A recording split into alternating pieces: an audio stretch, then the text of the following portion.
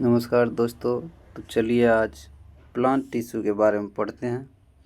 और यहाँ से निश्चित ही क्वेश्चन रहता है, हर एक एग्जाम में रहता है प्लांट टिश्यू से। तो प्लांट टिश्यू पादप उत्तक दो प्रकार के होते हैं, विभोज्योत्तक मेरिस्मेटिक टिश्यू और परमानेंट टिश्यू। चलिए अब एक साइड से देख लेते हैं विभोज्योत्तक यानी मेरिस्मेटिक टिश्यू।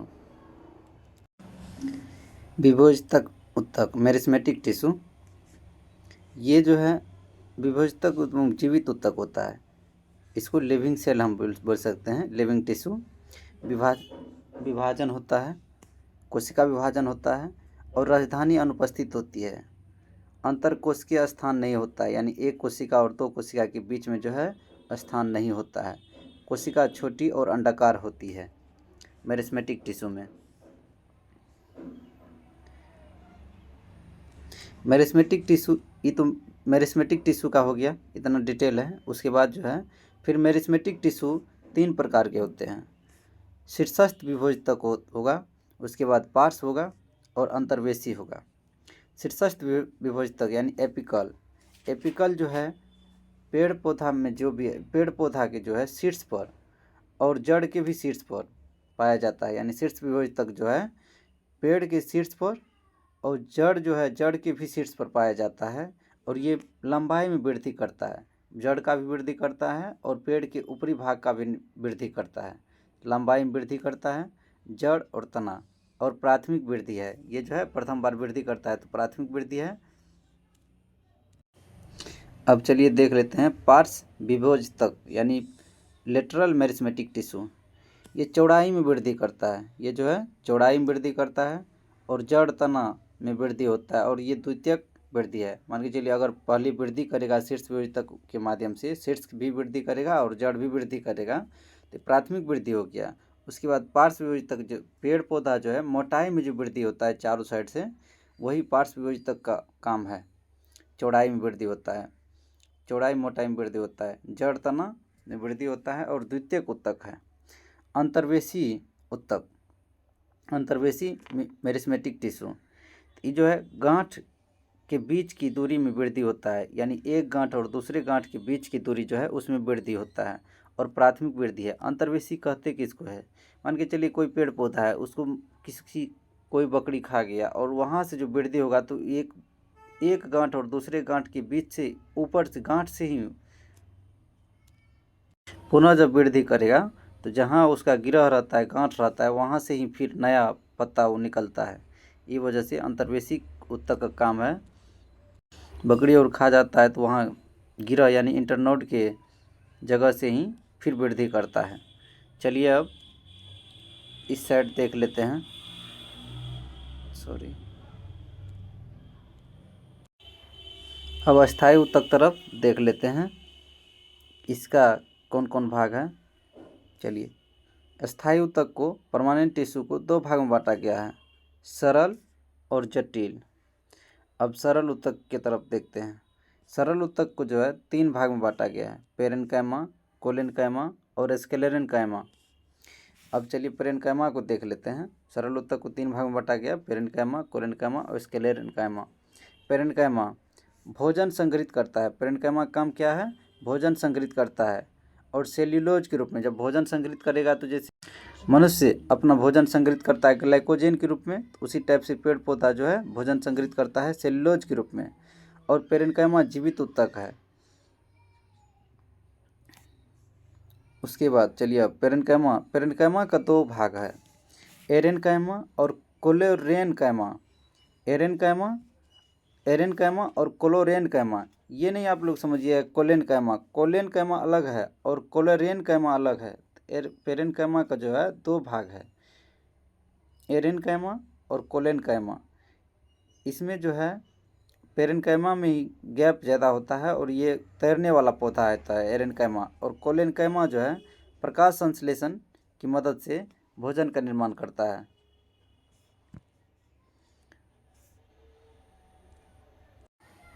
प्रकाश संश्लेषण में मदद करता है। चलिए अब कोलेन्काइमा का जो है कार्य है, यह लचीला होता है। क्या होता है, ये लचीला होता है और यांत्रिक वृद्धि करता है। और ये जीवित ऊतक है, मध्य कोशिका भित्ति होती है और गैप मध्यम होता है। सबसे ज़्यादा इसमें पेरेन्काइमा में गैप होता है, उसके बाद इसमें मध्यम गैप होता है। कोलेनकाइमा का कार्य है पेड़ पौधा में लचीलापन लाना और यांत्रिक वृद्धि यानी ऊपर की ओर वृद्धि करता है। और जीवित ऊतक है, मध्य कोशिका भित्ति होती है और गैप मध्यम होता है। चलिए स्क्लेरेनकाइमा, इसमें दृढ़ता होती है, हार्डनेस होता है, कोशिका भित्ति मोटी होती है और गैप बहुत कम होता है। स्क्लेरेनकाइमा नारियल की छाल में पाया जाता है। एक मिनट, चलिए अब जटिल ऊतक। जटिल ऊतक को हम संवहनी ऊतक भी कह सकते हैं। जटिल ऊतक को संवहनी ऊतक भी कह सकते हैं। जटिल ऊतक का दो भाग है, जाइलम और फ्लोएम। जाइलम का काम होता है मिट्टी से पानी खनिज लवण को ऊपर पहुंचाना, पेड़ को देना होता है और ये एक दिशा में ही वृद्धि करता है, एक दिशा में ही संवहन करता है। और जाइलम ऊतक में जीवित और मृत ऊतक दोनों पाया जाता है, लेकिन इसमें अधिक मृत पाया जाता है। चलिए फ्लोएम का काम होता है भोजन पहुंचाना एक जगह से दूसरे जगह, दो दिशाओं में ही जो है वृद्धि करता है। जीवित और मृत इसमें भी रहता है, ऊतक रहता है, उसके बाद अधिक जीवित रहता है और कम मृत रहता है। फ्लोएम रेशा मृत रहता है। तो चलिए और डिटेल में इसको थोड़ा नीचे हम देख जटिल को देख लेते हैं थोड़ा डिटेल में। जाइलम और फ्लोएम, जटिल ऊतक का जो है दो भाग होता है, जाइलम और फ्लोएम। इसे हम संवहनी ऊतक भी कह सकते हैं, संवहनी ऊतक भी कह सकते हैं या परिवहन ऊतक भी कह सकते हैं। जाइलम का जो है 4 गो भाग है, वाहिकाएं, जाइलम तंतु और जाइलम पेरेन्काइमा। जाइलम का कई भाग है, वाहिकाएं, जाइलम तंतु और जाइलम पेरेन्काइमा। तो ये जाइलम ऊपर जो तीनों है ये मृत कोशिका है और नीचे में जाइलम पेरेन्काइमा जो है जीवित कोशिका है। बहुत इंपॉर्टेंट है, बार बार पूछता है क्वेश्चन, ग्रुप डी और के लिए बहुत ही इंपॉर्टेंट क्वेश्चन है। फ्लोएम, चालनी कोशिकाएं, साथी कोशिकाएं, फ्लोएम पेरेन्काइमा और फ्लोएम रेशे। तो फ्लोएम रेशे जो है मृत कोशिका है, बाद बाकी जो है चालनी कोशिका, साथी कोशिका और फ्लोएम पेरेन्काइमा जीवित कोशिका है। तो यहाँ से देख लीजिए, जाइलम में जो है ज़्यादा मृत कोशिका है, लेकिन फ्लोएम में ज़्यादा जीवित कोशिका है। मान के चलिए फ्लोएम है तो फल फूल सबको खिलाते रहता है, तो इसमें जीवित रहता है। जाइलम में जो है जल पहुँचा देता है, तो मृत कोशिका इसमें ज़्यादा मृत कोशिका रहता है। ये वजह से चलिए एक बार रिवीजन कर लेते हैं शुरू से।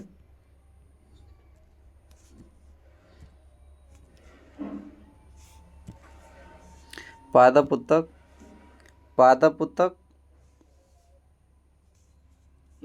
ऊतक प्लांट टिश्यू दो प्रकार के होते हैं। चलिए अब कौन, मेरिस्मेटिक टिश्यू यानी विभोजतक और अस्थायी ऊतक। उसके बाद मेरिस्मेटिक टिश्यू में क्या सब होता है, इसमें जीवित ऊतक पाया जाता है, कोशिका विभाजन होता है, राजधानी अनुपस्थित होती है। बहुत इंपॉर्टेंट क्वेश्चन है ये, इसको याद कर लीजिएगा कि राजधानी इसमें होती है कि नहीं होती है। तो नहीं होती है, राजधानी नहीं होती है और कोशिका विभाजन भी नहीं होता है। और अंतरकोशिकीय स्थान, एक कोशिका और दूसरे कोशिका के बीच स्थान नहीं होता है। ये ऊपर से 3-4 गो पॉइंट जो है आपको याद करना बहुत ही ज़रूरी है।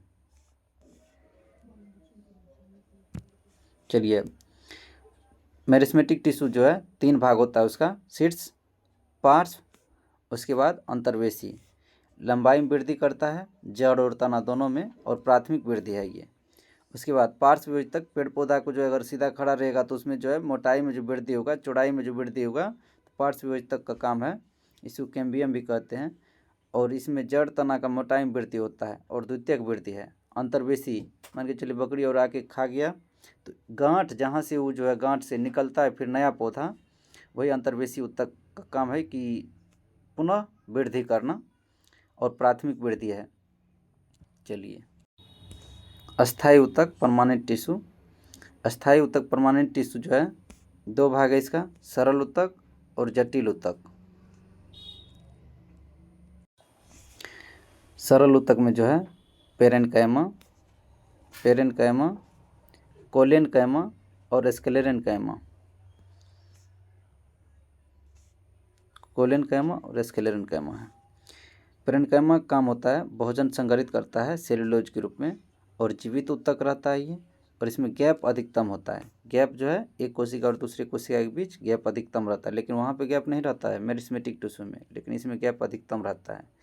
पेरेन्काइमा का जो है 2 भाग होता है, एरेन्काइमा और कोलेरेन्काइमा। इसको याद रखिएगा, ये तैरने वाला पौधा होता है एरेन्काइमा, और ये प्रकाश संश्लेषण, कोलेरेन्काइमा जो है प्रकाश संश्लेषण में मदद करता है। कोलेनकाइमा इसमें लचीलापन है, यांत्रिक वृद्धि करता है और जीवित ऊतक है, और मध्य कोशिका भित्ति होती है और गैप मध्यम होता है। स्क्लेरेन्काइमा दृढ़ता होती है, उसके बाद कोशिका भित्ति मोटी होती है। ये जो है स्क्लेरेन्काइमा नारियल के छाल में पाया जाता है। चलिए अब इसको देख लेते हैं, जटिल ऊतक।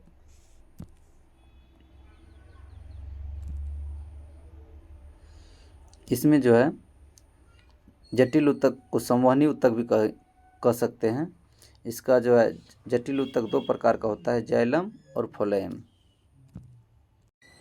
जाइलम का कार्य होता है पानी, खनिज लवण को ऊपर पहुंचाना पेड़ पौधा की पत्ती तक, और एक दिशा में जो है वृद्धि करता है। जाइलम का कार्य होता है कि एक साइड पानी को पहुंचाना। और जीवित और मृत दोनों पाया जाता है जाइलम में, और अधिक मृत रहता है। जाइलम पेरेन्काइमा जीवित कोशिका है, इसको याद रखिएगा, जाइलम पेरेन्काइमा जीवित ऊतक है। फ्लोएम भोजन पहुंचाना, 2 दिशा में वृद्धि करता है। जीवित और मृत दोनों पाया जाता है, अधिक जीवित रहता है और कम जो है मृत रहता है। चलिए और थोड़ा डिटेल में देख लेते हैं जटिल ऊतक को। देखिए जाइलम और फ्लोएम।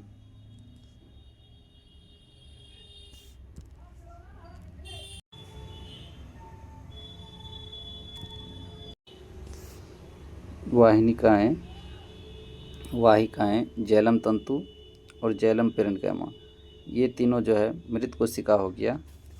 और फ्लोएम में जो है चालनी कोशिका, साथी कोशिका और फ्लोएम पेरेन्काइमा, ये तीनों जीवित कोशिका हो गया। और फ्लोएम रेशा जो है मृत कोशिका हो गया। यहाँ से बहुत क्वेश्चन आता है, बहुत बार क्वेश्चन आया है कंपटीशन एग्जाम में, आप लोग इसको याद कर लीजिएगा। पूरा वीडियो को देखने के लिए धन्यवाद। आप लोग इसी तरह देखिए और लाइक, सब्सक्राइब और शेयर कीजिए, जिससे कि हम आगे भी वीडियो बनाते रहेंगे आप लोगों के लिए। धन्यवाद।